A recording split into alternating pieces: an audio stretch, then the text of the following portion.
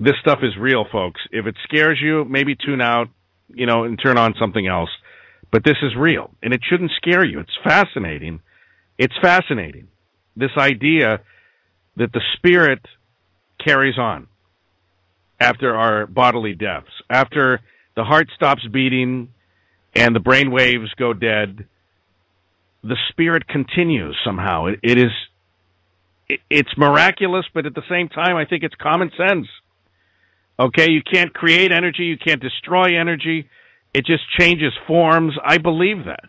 And I don't know why it's so outlandish to so many people to think that maybe there's something to this, and maybe the fact that for thousands of years people have documented ghosts.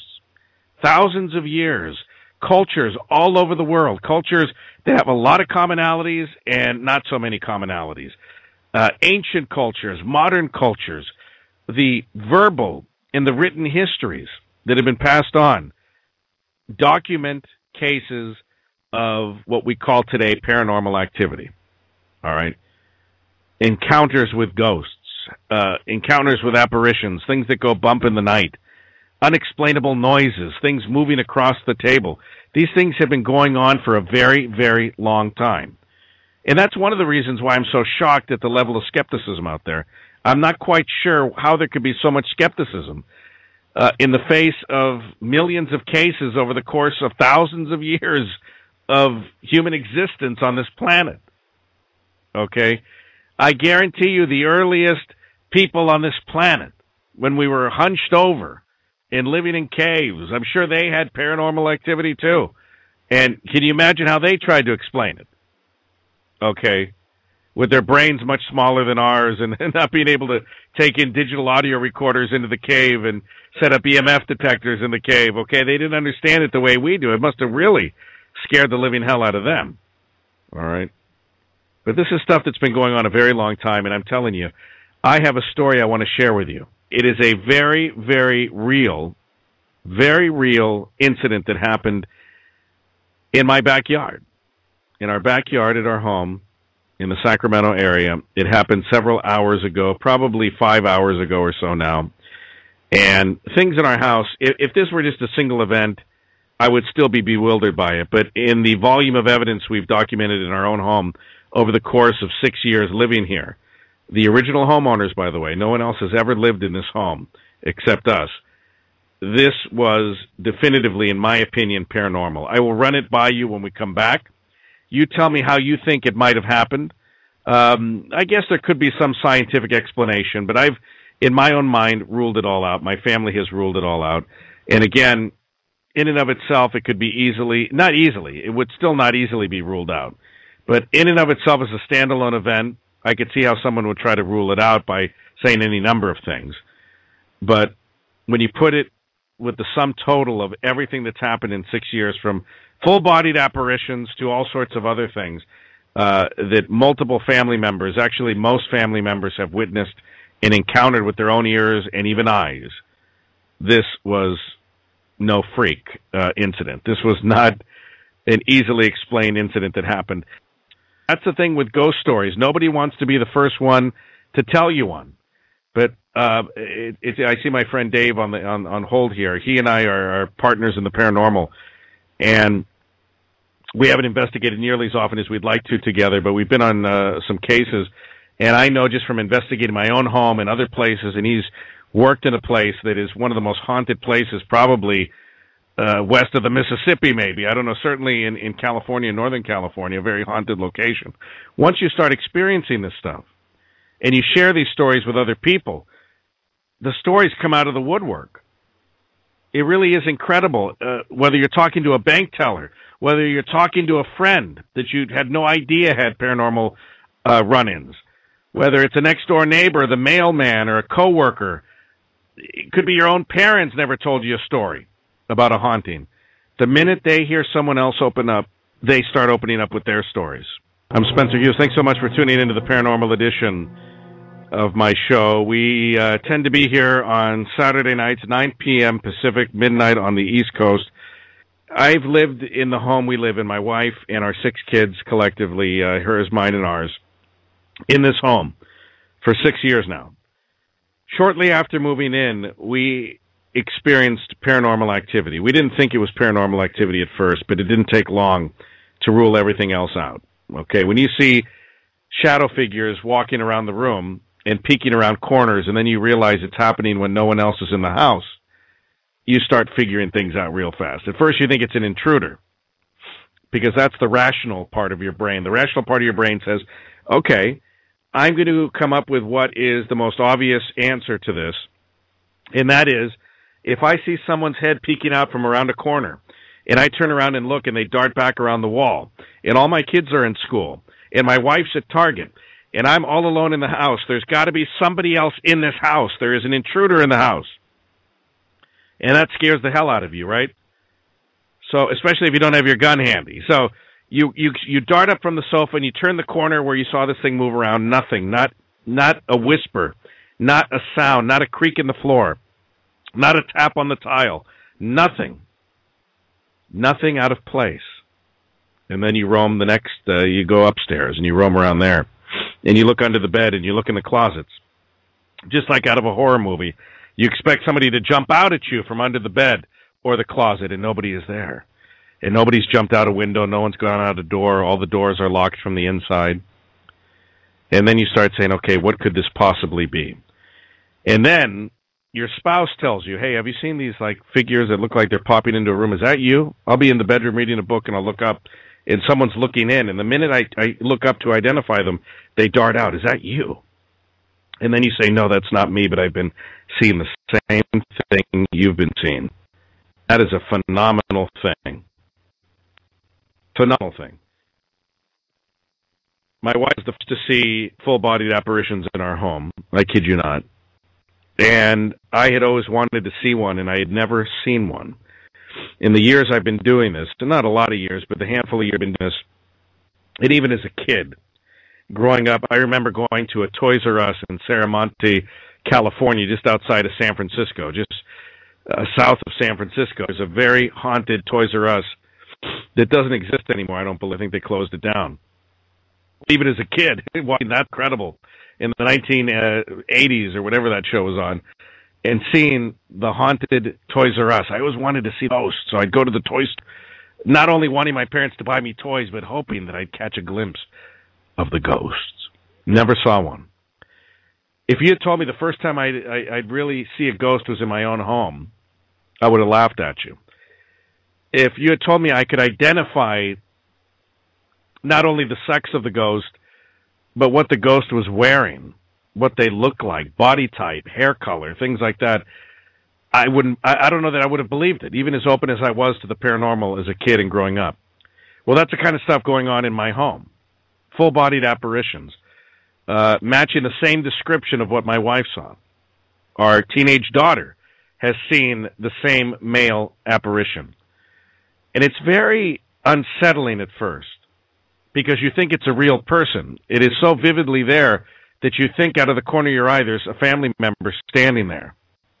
And I'll never forget the first time, I believe this was the first one I saw in our home.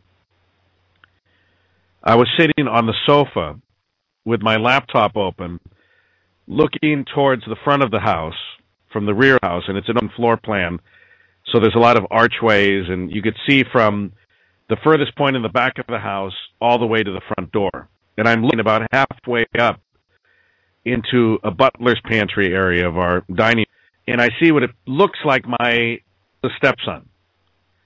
And my mind is saying that's him standing there, and he was shirtless, whoever this was. They were shirtless, kind of thin, tall, kind of the same build as my stepson. So my brain, the rational part of my brain, is saying that's my stepson, he's just standing there. And then I'm thinking, why is he staring towards me? That's kind of creepy.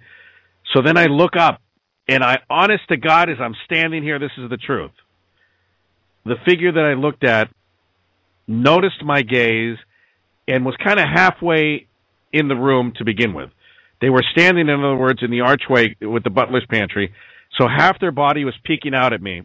They were staring straight at me, and the other half was covered by the room, was hidden by the room. The minute I looked up to make eye contact with who I thought was my oldest stepson, the figure moved It's like they shifted weight on their leg and they moved into the other room. They purposefully, consciously, and this is why we know that this is not a residual haunting. A residual haunting, it's fascinating. We don't have a lot of time to get into all this stuff, but the residual, an active haunt, an intelligent haunt versus a residual haunt. A residual haunt is, let's say, a battlefield, where every day around the same time, you see a battalion of soldiers marching by the battlefield. That's a residual haunt. That is the equivalent of a videotape being played back over and over again, like when you're at the dentist's office, and it's a loop. The kids are watching a movie in the waiting room, and you come out of the dentist, and it's still playing the movie. It just restarted it over and over and over again, okay? And that's what a residual haunt is. The woman on the veranda at the hotel, the woman in the white dress at the veranda that every Valentine's Day her heart was so crushed that her love abandoned her, that she killed herself, and on Valentine's Day every year you see the woman on the veranda. That's a residual haunt, okay? An intelligent haunt is what we have in this house. And we're not the only ones. They're very common haunts. And those are when the spirit knows you're there just as much as you know they're there. They interact with you. You do electronic voice phenomenon, EVP sessions, and you ask a question and they respond. An intelligent haunt is when you say, please, I'm going to knock 3 times on the wall. I want you to respond. And sure enough, knock, knock, knock comes right after your knocks. That is an intelligent haunt. Now, it's not gauging the intelligence like a high IQ of the ghost, okay? We don't know how smart or stupid the spirit is. So when we say it's an intelligent haunt, we mean that it is a conscious haunt. Intelligent in the sense that it is actively watching you as you are watching it. Okay, or not even it. These are people that are just passed on to the next stage of existence, so I don't like using it. It's a he or a she. Okay, it's a he or a she, and then some people subscribe to things that are unnatural and not human, inhumans, demonic things, which I have not had experience with, thank God. And I don't put a whole lot of credence into it, to be honest with you. I don't know that there's demons so much as just spirits that are kind of ugly. And maybe if you're an ugly, and I don't mean ugly on the outside, I mean ugly on the inside. If you're an ugly, selfish rat bastard in real life, you're probably going to be an ugly, selfish rat bastard in the afterlife. I don't think just because you pass, you get little wings and you fly around the heavens and play trumpets and, walk around streets of gold and you're a nice person. I don't think so. I think your spirit continues kind of in the same way that it lived in your shell of a body. And I think that's just what our bodies are. I think that's what humans are. I really do subscribe to the idea that we are spirits having a human experience, not humans having a spiritual experience. I think we are spirits first, and that God, in God's infinite wisdom, created our bodies as vehicles so that we could write with a pencil and a piece of paper and a pen. So we could drive our cars, so we can hug our children and our families and feel things and the pleasures of physical contact with others and being able to pick up an object, things that most of us take for granted. And then when we die, we don't do that anymore. Then we enter this other realm, and I don't claim to have any answers as to what that realm is, whether it's heaven or hell or being stuck somewhere in between or a purgatory of some type. I don't know what it is. All I know is at that point, you don't have a physical body anymore. You can't drive the car. You might be able to ride along in the car. You're not driving the car. You're not picking up the objects, at least not with your physical abilities. I think at that point, it becomes something close to either psychokinesis or things like that, okay, PK, and telepathy and things like that. I think we learn to use our spirits in a totally different way. And I think that's what happens to us when we die and when we leave our bodies. We kind of maybe are in shock for a while. We're like, whoa, wait a minute. I just walked through that wall. Normally I would open the door. What's going on here? I'm trying to grasp this, but I can't, and all sorts of other things. So pretty fascinating things. So we have full-bodied apparitions in our home. We've had EVPs, a lot of EVPs, a lot of sounds that weren't heard audibly. And an EVP basically is something that's recorded on an analog or digital source that was not heard by anyone in the room at the time. Okay? It's something we believe that spirits communicate when they I say verbally, but they don't have like a voice box. They're not speaking the way I'm speaking into this microphone right now. But there are voices of the dead. There are spirit voices. And you hear them on some of these TV shows. But I'll tell you what, I've collected some that are far clearer than any you will ever hear on any of these TV shows. Okay, including some in my own home. I've been on investigations where the EVPs come in so clearly you swore there was somebody else in the room. But then that's why you document things with video and multiple recording sources. You don't just go in with one recorder. You go in with at least two, if not more. And then you play it back and you go, no, there wasn't a woman in there. Excuse me. There wasn't a woman in there. We were in this abandoned asylum, and we were the only ones in there for miles. And all of a sudden we hear this young woman talking. There was no, you could watch the video. None of the investigators in this case were women. There were no employees there, obviously. It's an old asylum. And we're out in the countryside in the middle of nowhere, and a woman's voice pops on as clearly as the male voices that were present. Okay, that's an EVP. Now, the skeptics will say it's a radio signal that just happened to come in. So I guess if you walk into a room and say, is there anybody here with us? And someone says yes, it has to be a radio signal. Now, something tells me that the odds of a radio signal coming in somehow into the middle of the countryside in an abandoned asylum that answers your question at the exact moment you ask it, I would say that's probably 1,000,000,000 to 1. I don't know. I mean, you ought to play the lottery if you think that's the case, that it happened to pick up a signal, a radio signal. There's no radios anywhere nearby. There's no radio station anywhere nearby, but it's a radio signal. These are the same people that say UFOs, are Venus, or swamp gas, or your imagination, or hallucinogenics, or any number of other silly excuses. All right. So I know what I've seen. I have family members that have seen the same thing. And it's a real, it's real. And I don't know why so many people are scared by it. We ought to be fascinated by it. We ought to be thankful for it. We ought to just relish the thought that there is something beyond this physical existence. Isn't it nice to know that when we die, when we expire, when these physical bodies of ours expire due to old age or disease or accidents, or we eat ourselves to death, or whatever the case may be, that somehow the spirit continues? For me, that's reassuring. I think that's very reassuring. And it gives you a whole new outlook on death. I don't know, I've always said this, and I don't mean it disrespectfully. It would scare me to death to be an atheist. I don't this idea that the minute you die, you're just food for worms and there's nothing else. It's like going into an eternal sleep and with no dreams, no consciousness whatsoever. That scares the hell out of me. But once you experience what I've experienced, and you know beyond any doubt in your heart, your mind, your soul, that the spirit goes on, that there is life beyond this body, you don't fear death as much. It's not the end. It's the end of a chapter. But then your soul goes on to live on eternally. I believe that anyway. So we've had a lot of stuff going on in this home. We've had, for example, the sounds of a bookshelf being thrown over. It sounds like a giant earthquake has shaken and thrown down a bookshelf full of books to the ground, everything spilling to the ground, and then you run into the other room. My wife and I have experienced this many times. We will hear what sounds like, and when Gingy, our 5-year-old daughter, was younger, we were scared to death. We thought, oh my God, she climbed up a shelf and this thing fell on her. Okay, that's how real the sound was. We ran into the other room thinking, what the hell was that? And you run into the room, and there's nothing out of place. Absolutely nothing out of place. And then you say, well, maybe it was the other room, stupid. So, okay, so you go in the other room, in every room in your house till you've exhausted them all.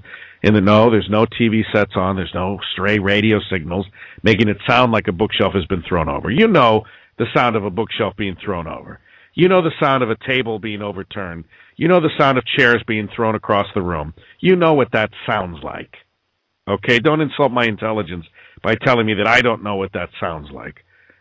I have heard sounds in the middle of the night. I snore severely, and when I'm fighting a bad allergy right now, an allergy attack. I'm surprised I haven't sneezed 100 times in this broadcast.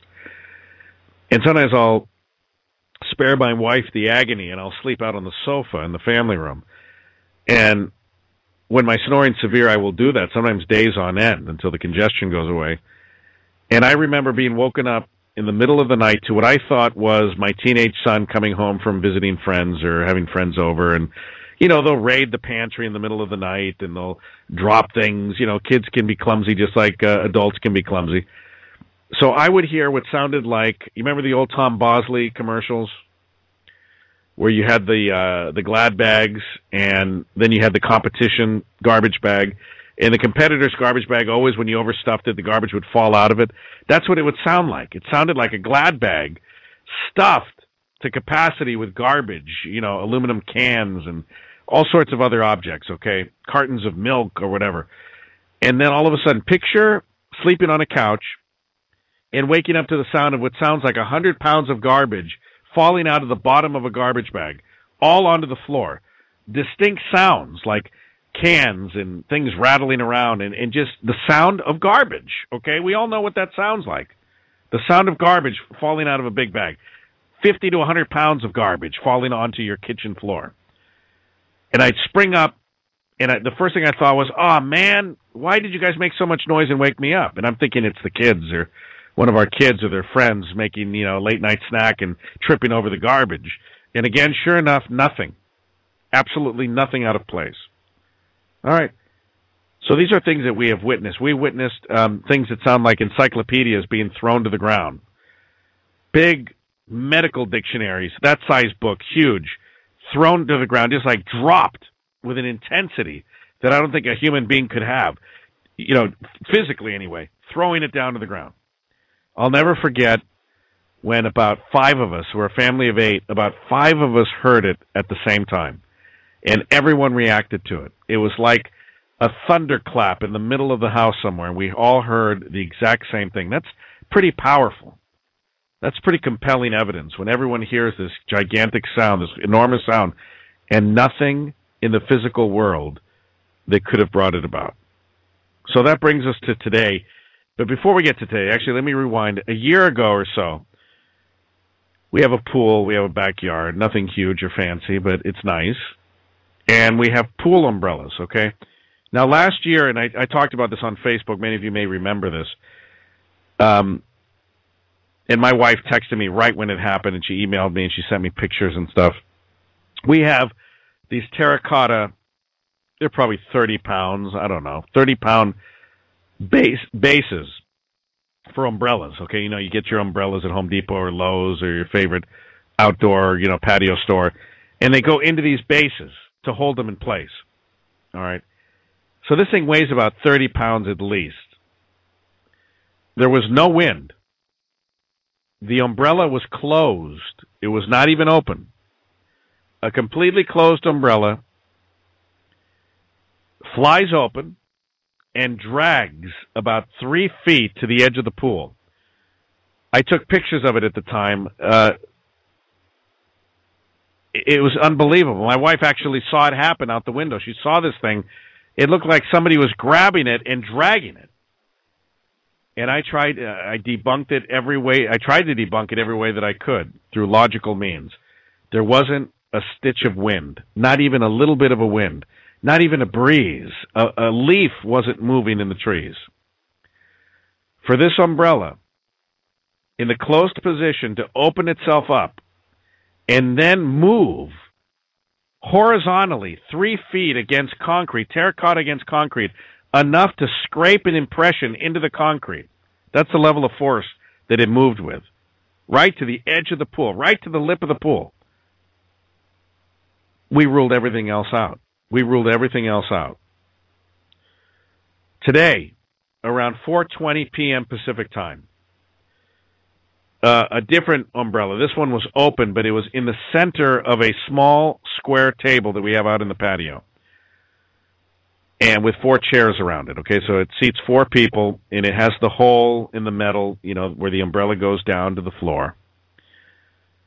We were all in the family room. My wife and my teenage daughter actually saw it. I was further away from the room where I didn't see it, but I heard it. I heard what sounded like thwomp. Okay, like a thwomp. Can you do that again, man? I like that sound. All right, one more time for you. Thwomp. And what this sound was the sound of the umbrella. I hate saying levitating because it sounds too weird, but rising up through the hole, through the table. Remember, this is a heavy umbrella. This is a very heavy umbrella. It's cumbersome to move around.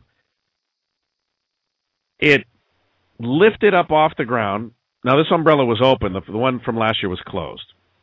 Lifted up off the ground 30 feet. I'm not kidding you.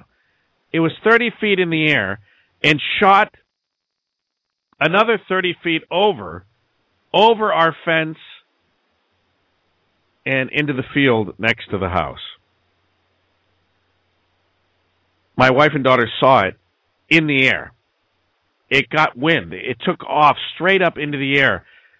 Not a bit of wind. We looked at, we researched it at the time. We wrote down the times. The wind, if there was one, was 3 miles an hour. We have had 30, 40-mile-an-hour winds that have not done that. We have not, there were no, we looked for little tornadoes in the area. There were no tornadoes, nor were there tornado warnings. We don't really live in tornado country in Sacramento, but we do get occasional ones. This umbrella lifted up 30 feet, went over to the right another 30 feet or so, maybe 20 feet, over the fence, and landed on the ground. Now, I know a lot of you who won't believe the paranormal no matter what. I mean, if the ghost of Abraham Lincoln came up to you, okay, and read you the Gettysburg Address in your pajamas while you're in bed, you wouldn't believe it. You put your hand right through Abe Lincoln and he's invisible, he's not there. You still wouldn't believe it. So I can't convince you. But my family and I are convinced that this did not have any origin other than paranormal in origin, is an explanation. You can't have an umbrella take off 30 feet straight up without any wind. And even with wind, how do you explain it? When we've had damn near as close to hurricanes as we get, which isn't much, thank God. And that's why I live where I live, because I don't like hurricanes. I don't like tornadoes. I don't like stuff like that, okay? I don't like monsoons. We have earthquakes in California. It's about the worst of it. And the bad ones are every 100 years anyway, every 50 to 100 years, okay? So the climate is moderate. That's why I live where I live. That's why we set up shop here, because the climate is moderate. It's a beautiful area. And umbrellas don't lift off 30 feet off the ground without wind. And I really want to call my friend Ben Hansen from Fact or Faked on Sci-Fi and ask him just hypothetically, they're in hiatus right now, but say, hypothetically, what are your thoughts on this? If you and Bill Murphy and company, Jael and Austin and the others, if you guys came over to my house, how would you try to replicate that? I guarantee you, if they took a high-powered fan, put it underneath the umbrella, and somehow got enough wind under it, they couldn't get it to do what it did. They wouldn't be able to replicate what it did. I guarantee you. I just have a feeling that even with all their bag of tricks that they use on that show to try to debunk phenomena from Bigfoot to UFOs to ghosts to all sorts of things, poltergeists, I don't know what they could do to try to get that umbrella to take off. Maybe if they put a mini little rocket on it, it would lift off 30 feet. This thing was unbelievable. The look on my wife's face and my daughter's face as they saw that, I wish I could have seen it. I know it happened because it was on the other side of the fence, and it wasn't a minute before. So it lifted off, shot up straight in the air, then over, and landed in the field next to us. Probably a distance at that point because it went another 10 feet beyond the fence. So we're looking at maybe 30 to 40 feet away without any winds. Try to replicate that one, huh, Sherlock? All you who are skeptical, drop me an email, spencer@spencerhughes.net, and tell me how you think that happened. Tell me how you think that happened. I'd love to hear your theories on how it happened with no wind. And again, if this were a hurricane, if this were Hurricane Sandy, I'd say, well, of course the umbrella took off. Of course. The house took off, for God's sakes. Okay? A twister. Okay, here's another example. If a car lifts up off the ground, spins around 50 times, and then lands in another neighborhood, when you have tornadoes, that's not unlikely. That may be, unfortunately, very typical for people who live in tornado alleys, okay? Now, if that car were to lift off, spin around 50 feet and end up in a different neighborhood when there aren't tornadoes. That's an X-Files, okay? That's an X-Files. That's when it becomes something impossible, really, or something that should be impossible. Cars don't lift up, spin around 50 feet, and then end up in an adjacent neighborhood. Now, they do with tornadoes. They do with tornadoes. Same thing that if you have a stack of bills on your kitchen counter and you have a fan because it's 100 degrees and your air conditioner is broken, and the big fan rotates back and forth, and when that fan turns and faces the bills go flying across the room. Well, that makes sense. That's called debunking. You say, well, obviously there's a fan there. And when the fan rotated, it blew the bills. And then the ones that didn't get blown the first time got billed the second or third time. And they got blown the second or third time. Right? Well, now what happens if there's no air conditioning, there's no ducts anywhere, there's no fan going, there's no air circulation in the room? Maybe you do measurements to prove this, that there's no air circulation whatsoever in the room. And there's ways of measuring that, obviously. And then 25 bills on your kitchen counter got up, spun around, and then scattered across the room. Then you have a not-so-easy explanation for it, right? So this is all fascinating stuff. So it's interesting that on the same day we had Jessalyn Brown on the show earlier, we would have this type of activity happen in our home. And I'm not ruling out it's not my mom. My mom's birthday was a few days ago on the 1st of May, and she would have been 82. My father happened to be visiting for the day. He doesn't visit that often here. We usually go to San Francisco to see him. I don't know. Maybe it was my mom trying to contact my father. She's done that before. He's had paranormal encounters with my mother. Okay? So it could very well be that connection. I don't rule that out. We were wondering, like, people say that. Well, if it's a ghost doing it, why the hell would they lift off an umbrella and throw it into the neighbor, the field next to you? Why would they do that? I don't know. Obviously, the answer is to get attention. But that's the tricky part in paranormal investigating. What are they trying to tell you? I don't know. What if it was the spirit of my mother? My father was standing in the same room looking out the window. Maybe it was just, can you imagine being married to somebody nearly 50 years? And they die. And you're separated from your loved one, physically forever. So that could have been it. She could have been getting my father's attention. I don't know. I don't have all these answers. I know that I've seen, felt, and heard things that cannot be explained through scientific means. I guarantee this stuff happens. I'm Spencer Hughes. I want to thank you for listening to the paranormal edition of the Spencer Hughes Show. Catch up on what I'm up to by going to spencerhughes.net. spencerhughes.net, paranormal edition of the Spencer Hughes Show. You've been listening to it right here on Blog Talk Radio. I'm going to have it on Spreaker.com as well. Good night, everybody.